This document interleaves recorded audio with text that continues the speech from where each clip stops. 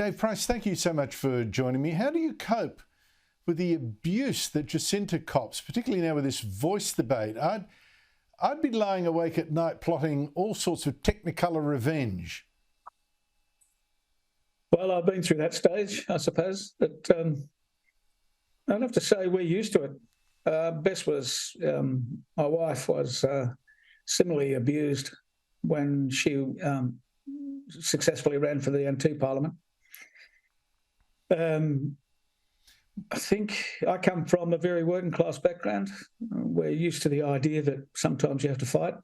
My wife comes from a community that's usually, most often, riven by feuding, very violent feuding.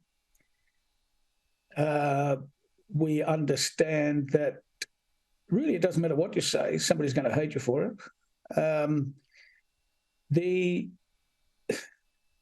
I think my daughter does an excellent job of fighting back, really, and defending herself. When she was young, we decided very early in her life that she needed some training in martial arts, and we made sure she got that. Not just so that she could physically defend herself, but that it give her the confidence to deal with this sort of aggressive idiocy that she cops all the time.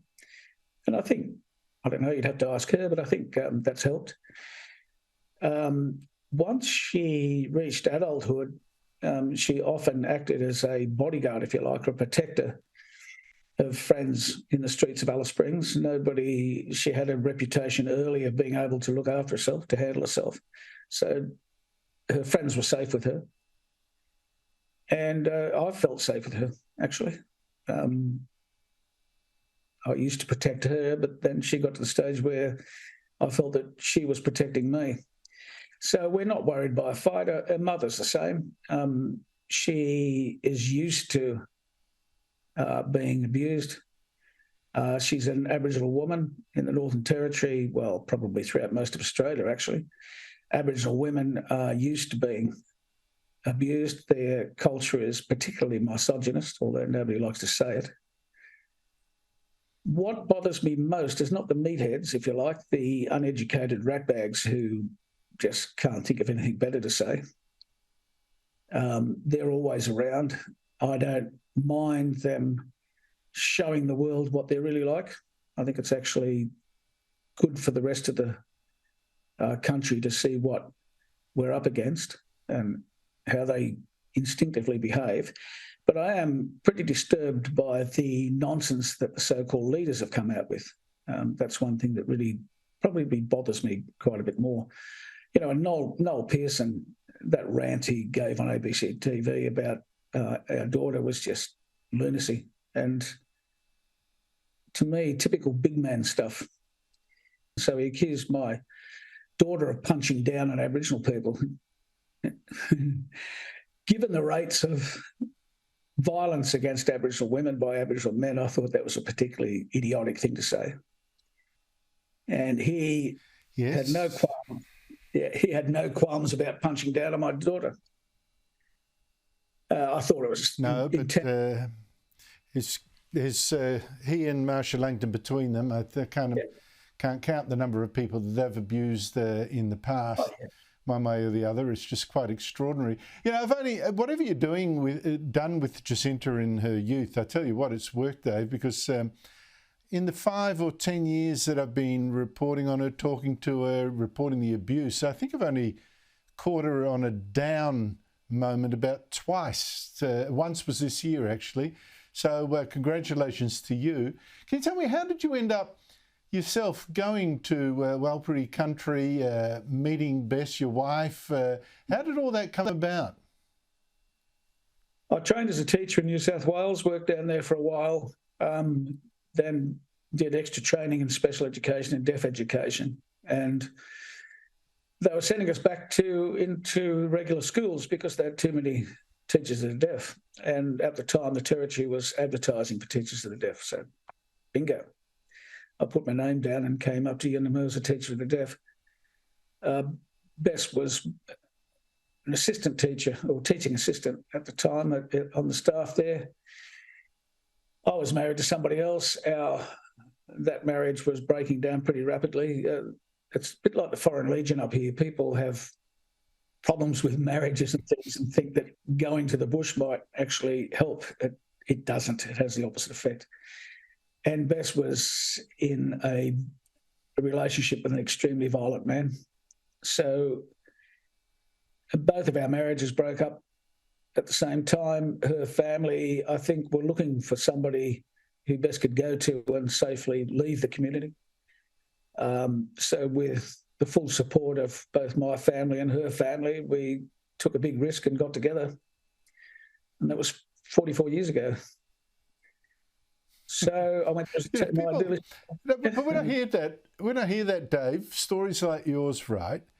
And you've been such a unit since. I mean, I don't know whether Bess could have done all that she did, and it was a terrific career without, you in the background helping, and Jacinta obviously counselling you a bit too. People say that we need reconciliation, right? We need a voice, we need a treaty, we've got to be reconciled. When I listen to stories from that, your families, hundreds of thousands like it, the real reconciliation, you and Bess coming together and producing a daughter, Jacinta, I don't think that you can get more reconciled than that. What more do we have to do? Well, exactly. When we worked in cultural awareness training, Jacinta used to stand up and say, well, I guess I'm a product of reconciliation. We're reconciled, we get on fine. And to be honest with you, I have no idea what they mean by reconciliation. I've never been able to work it out. And I've heard a lot of Aboriginal people up here say jokingly, us blackfellas have to reconcile with each other before we try to work it out with whitefellas. There's an awful lot of cynicism amongst Aboriginal people on these things. So they're just labels. I think I've been saying for a long time, I think the idea of reconciliation is to somehow make whitefellas feel better about being white or something. I honestly don't know. There's always been intermarriage between white and black, always. Now, it hasn't always been it hasn't always worked out, and there's been problems in the past, and racism was a huge factor, but seems to me that it's all disappeared now. The thing that gets me too is the leaders, all of the leaders that I know of the Yes campaign have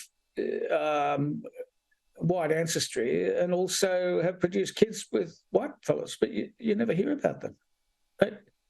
Mullindiri McCarthy, I was friends and a colleague with her father. He was a wonderful man.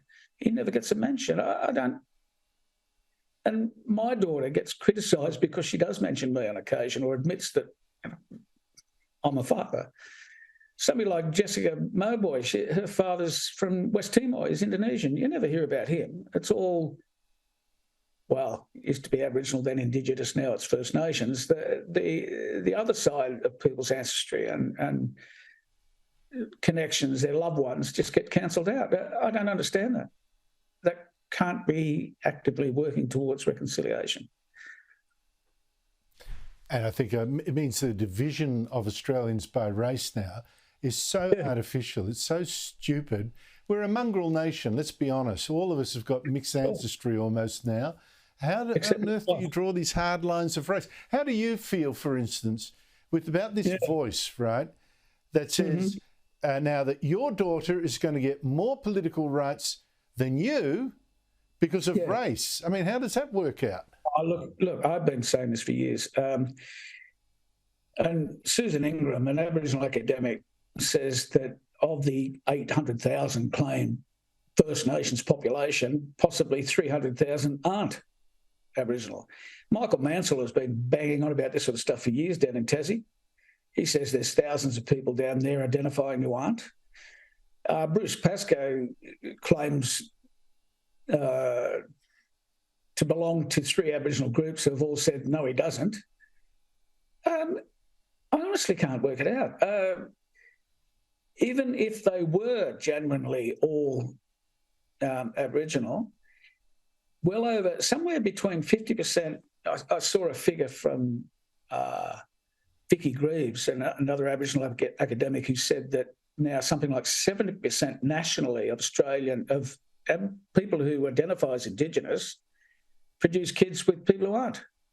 That's nationally. And in cities like Melbourne and Sydney, it's way over, 10 years ago, it was way over 80%. So, and over 80% of their children identify as Indigenous. So it's just absurd. And of course, they're not all white. I mean, It's absurd. Every ethnicity in Australia is marrying people who identify as Indigenous. So we've got a friend here, Sudanese. He's very worried about his daughter, who he's had to a Warrabee woman. We call them Sudanigines. Oh, well, And they're well, on you go. I mean, the Arkit family, you know. Oh, yeah. Well, it's just, I'm just stunned by the whole thing, you know, where you get Pat Dodson, the father of reconciliation. Wasn't it his father and mother that were the architects of reconciliation because they got together? Snowy Dodson and his wife. I mean, the whole thing is nuts. Look, I just, you know, honestly, what your family, the three of you there, you know, Jacinta, you and Bess, have delivered in good sense to this country is just immeasurable. Thank you so much for coming on the show. Good on you. Thank you for having me.